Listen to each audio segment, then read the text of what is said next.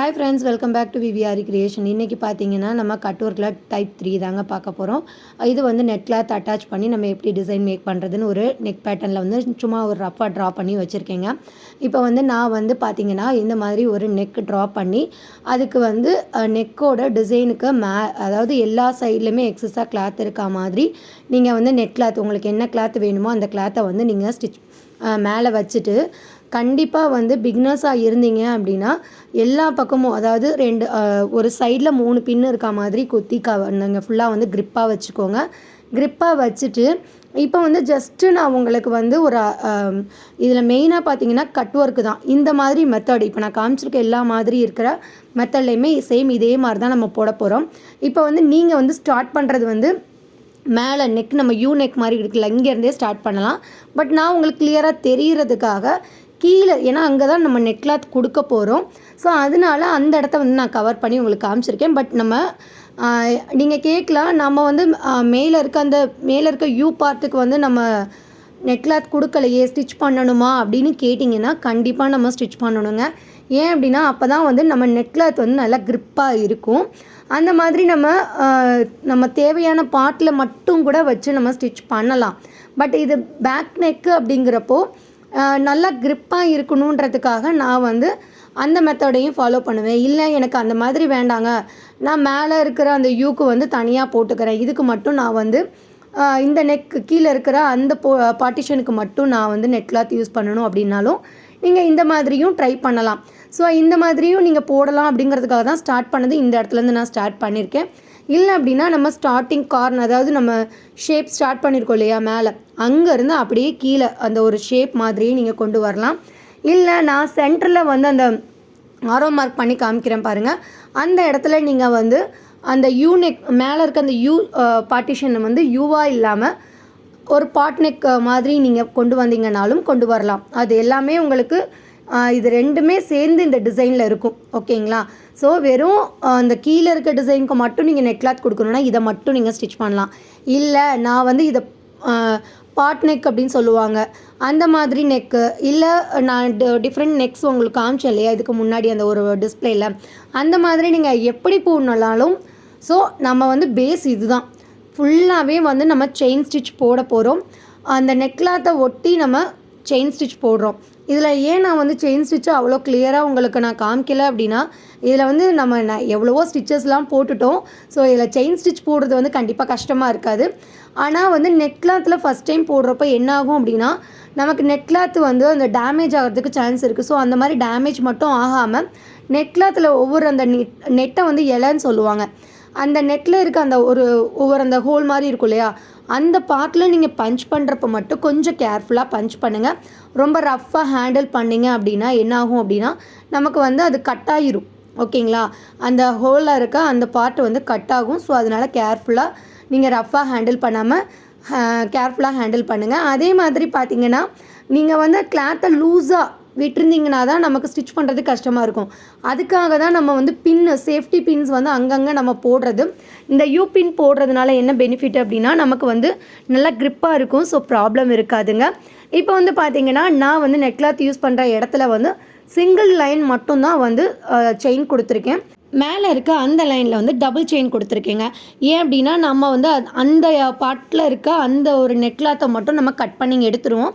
So அதுக்கு நான் ஸ்ட்ராங்காக இருக்கிறதுக்காக டபுள் செயின் கொடுத்துருக்கேன். இப்போ வந்து பார்த்தீங்க அப்படின்னா நம்ம டபுள் செயின் கொடுத்ததுக்கப்புறம் மேலே அந்த ஸ்டார்டிங்கில் இருக்க அந்த யூ ஷேப்பில் இருக்கிறத மட்டும் நம்ம ஃபுல்லாக கட் பண்ணி எடுத்துக்கலாம். இல்லை எக்ஸஸாக கொஞ்சம் விடணுன்னாலும் நீங்கள் விட்டுக்கலாம், ஒன்றும் ப்ராப்ளம் இல்லை.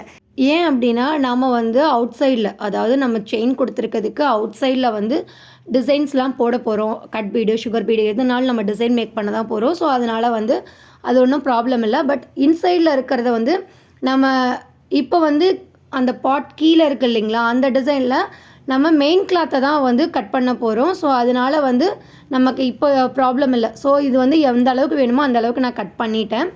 இப்போ வந்து சைடில் கொஞ்சம் கிளாத்தை வந்து நம்ம விட்டுக்கலாம். ஓகேங்களா? இப்போ இதுலேயுமே ஓரளவுக்கு நீங்கள் இந்த மாதிரி விட்டுட்டு கூட நீங்கள் கட் பண்ணலாம். நான் வந்து ஜஸ்ட்டு கொஞ்சமாக கேப் விட்டுட்டு மீதி ரிமைண்டரில் இருக்க எல்லா கிளாத்தையுமே கட் பண்ணிவிட்டு உங்களுக்கு நான் காமிக்கிறேன்.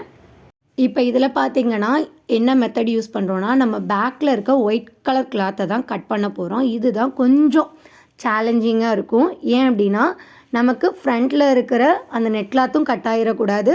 ஸோ நம்ம ரொம்ப கேர்ஃபுல்லாக வந்து ஹேண்டில் பண்ணணும்.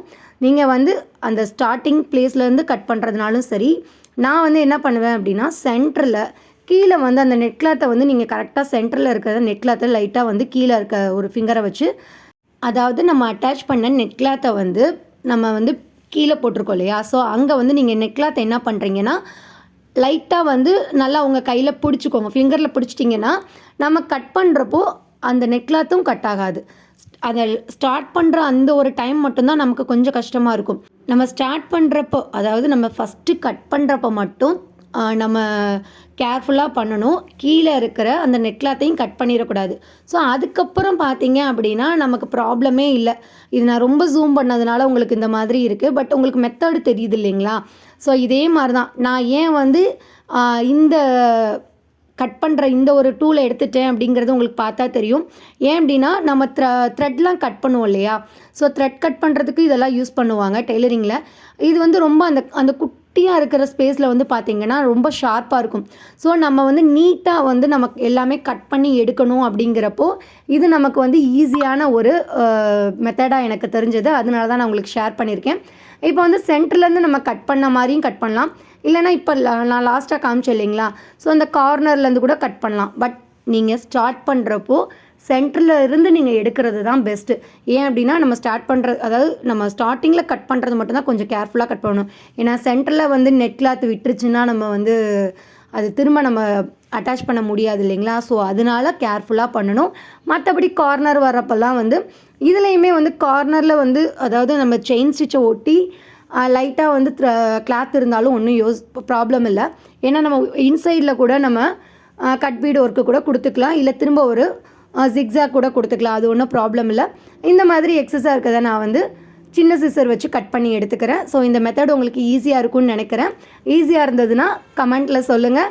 இல்லை உங்களுக்கு இன்னும் ஈஸியான மெத்தட் எதுவும் வேணும், நெட் கிளாத்தை அட்டாச் பண்ணிவிட்டு ஸ்டிச் பண்ணப்போ நெட் கிளாத் வந்து டேமேஜ் ஆகிடுச்சுன்னா அதை என்ன மாதிரி கரெக்ஷன் பண்ணணுன்ற வீடியோலாம் உங்களுக்கு வேணும் அப்படின்னா மறக்காமல் நம்ம சேனலை சப்ஸ்கிரைப் பண்ணி சப்போர்ட் பண்ணுங்கள். இப்போ வந்து பார்த்திங்கன்னா நான் கை வச்சு காமிக்கிறேன் பாருங்கள். கார்னரில் லைட்டாக தான் கிளாத் இருக்குது, மேலேயுமே வந்து லைட்டாக உங்களுக்கு கிளாத் இருக்குது. இதை வந்து நம்ம சுற்றி ஜிக்ஸாக் போட்டுட்டோம் அப்படின்னா நமக்கு அந்தளவுக்கு டிஃப்ரெண்ட் தெரியாதுங்க. இப்போ வந்து பார்த்திங்கன்னா நமக்கு எந்த அளவுக்கு அவுட் சைடில் வந்து கிளாத் வேணுமோ அந்த அளவுக்கு வந்து விட்டுட்டு நான் எக்ஸஸாக கட் பண்ணுறேன். கண்டிப்பாக வந்து நீங்கள் நான் வந்து உங்களுக்கு காமிக்கிறதுக்காக இந்த மெயின் மெத்தடை காமிக்கிறதுக்காக தான் நான் வந்து இப்படி காமிச்சிருக்கேன். நீங்கள் வந்து இப்போ நம்ம செயின் போட்டிருக்கோம் இல்லையா, செயின் போட்டுட்டு பக்கத்தில் வந்து ஜரி லைனோ இல்லை வந்து நம்ம சுகர் பீடு கட் பீடு வச்சு ஒரு லைனோ கூட கொடுக்கலாம். அதே மாதிரி நெட் கிளாத்லேயும் கூட ஒர்க் பண்ணலாங்க. உங்களுக்கு இந்த மாதிரி அடுத்தடுத்து வந்து நிறைய யூஸ்ஃபுல்லான வீடியோஸ் நம்ம சேனலில் வரும். ஸோ உங்களுக்கு இதில் ஏதாவது டவுட் இருந்தது அப்படின்னா கண்டிப்பாக நீங்கள் கமெண்ட் செக்ஷனில் கேளுங்க. இப்போ வந்து இதில் பார்த்தீங்க அப்படின்னா நான் வந்து ஸ்டார்ட் பண்ணோம் இல்லையா, அந்த இடத்துல டபுள் செயின் போட்டிருந்தோம். ஸோ டபுள் செயினுக்கு மேலே வந்து நம்ம ஜிக்ஸாக் போட போகிறோம். ஸோ ஜிக்ஸாக் போடுறப்பயே இதுக்கு நம்ம கீழே அந்த நெட் கிளாத் மட்டும் அட்டாச் பண்ணியிருக்கோம் இல்லையா, அதுலேயும் கூட நீங்கள் ஜிக்ஸாக் போட்டுக்கலாங்க. நல்லாவே க்ரிப்பாக இருக்கும். நான் சொன்னேன் இல்லைங்களா, அதாவது இன்சைடில் வந்து நீங்கள் அது கிளாத் எக்ஸ்ட்ரா இருந்தால் கூட நெட் கிளாத்ஸை ஒட்டி எக்ஸ்ட்ரா கிளாத் இருந்தாலும் யோசிக்க வேண்டாம். இந்த மாதிரி நம்ம ஜிக்ஸாக் போடுறப்போ அந்த கிளாத்துமே வந்து மறைஞ்சிரும். ரொம்ப உங்களுக்கு ப்ராப்ளமாக இருந்தது அப்படின்னா உள்ளே சுற்றி வந்து நீங்கள் என்ன பண்ணிக்கலாம் அப்படின்னா அந்த உள்ளே இருக்க கிளாத்தை மறைக்கிற மாதிரி கட் பீடு கூட நீங்கள் சுற்றி அதாவது நம்ம பேஸாக கொடுத்த செயின் ஸ்டிச்சுக்கு உள் சைடு வந்து பார்த்தீங்க அப்படின்னா கட் பீட் கொடுத்து கூட நீங்கள் ஃபினிஷ் பண்ணிக்கலாம். இது வந்து பார்த்தீங்கன்னா சேம் இதே மெத்தடில் உங்களுக்கு அவுட் சைடில் என்ன டிசைன் கொடுக்கணுனாலும் கொடுக்கலாம், நெட் கிளாத்குள்ளே என்ன கொடுக்கணுனாலும் கொடுக்கலாம். எல்லாமே உங்களோட ஓன் க்ரியேட்டிவிட்டியில் ட்ரை பண்ணிக்கலாங்க. இப்போ மெயினாக வந்து இதில் நம்ம நெட் கிளாத் அட்டாச் பண்ணுறது ப்ளஸ் அதை எப்படி கட் ஒர்க் வந்து ஈஸியாக பண்ணுறதுன்னு தான் இந்த வீடியோவில் பார்த்துருக்கோங்க. இந்த மாதிரி நம்ம ஜிக்ஸாக் வந்து நம்ம ஆல்ரெடி கட் ஒர்க்கில் சொன்ன மாதிரி தான் நம்ம ஒரு பார்ட்டோட இன்னொரு பார்ட் கனெக்ட் ஆகிற மாதிரி தான் நம்ம ஜிக்ஸாக் போடணும். இதுலேயுமே அப்படி தான் நம்ம இதோட சேர்த்து உள்ளே வந்து இந்த மாதிரி கிளாத்தை வந்து நம்ம நல்லா வந்து இன்சர்ட் பண்ணிவிட்டு கூட ஜிக்ஸாக் போட்டோம் அப்படின்னா உள்ளே நம்ம லைட்டாக விட்டுருக்க கிளாத் கூட நீட்டாக வந்து நமக்கு தெரியாதுங்க, கவர் ஆயிரும். ரொம்ப உங்களுக்கு தெரியுது அப்படின்னா இன்சைடில் வந்து நீங்கள் கட் பீட் கொடுத்துட்டிங்கன்னா எந்த ப்ராப்ளமும் இருக்காது. ஸோ நம்ம கொடுக்குறப்ப கனெக்டிவாக தான் கொடுக்கணும். இப்போ வந்து பார்த்திங்கன்னா நான் ஜிக்ஸாக் போடுறேன் அப்படின்னா அதாவது அவுட் சைட்லேருந்து நான் த்ரெட்டை எடுத்து இந்த மாதிரி உள்ளே இருக்க கிளாத்தெல்லாம் வந்து நான் என்ன பண்ணிக்கலாம், மறைச்சி நம்ம ஜிக்ஸாக் போட்டுக்கலாங்க. இதில் ஏதாவது உங்களுக்கு ஈஸி மெத்தட் வேணும் இல்லை உங்களுக்கு ஏதாவது டவுட் இருந்தாலுமே நீங்கள் சொல்லுங்கள். அதுக்கேற்ற மாதிரி நான் நெக்ஸ்ட் வீடியோஸ் போஸ்ட் பண்ணுறேன். இப்போ வந்து பார்த்தீங்கன்னா, சென்டரில கூட நீங்க ஸ்டோன் ஒர்க்கோ, இல்ல கட் பீடோ கூட குடுக்கலாங்க. நெட் கிளாத் யூஸ் பண்ணி பண்ற கட் ஒர்க்ல இதுவும் ஒரு மெத்தடுங்க. வீடியோ பிடிச்சிருந்தா லைக் பண்ணி ஷேர் பண்ணுங்க. தேங்க்ஸ் ஃபார் வாட்சிங் ஃபிரெண்ட்ஸ்.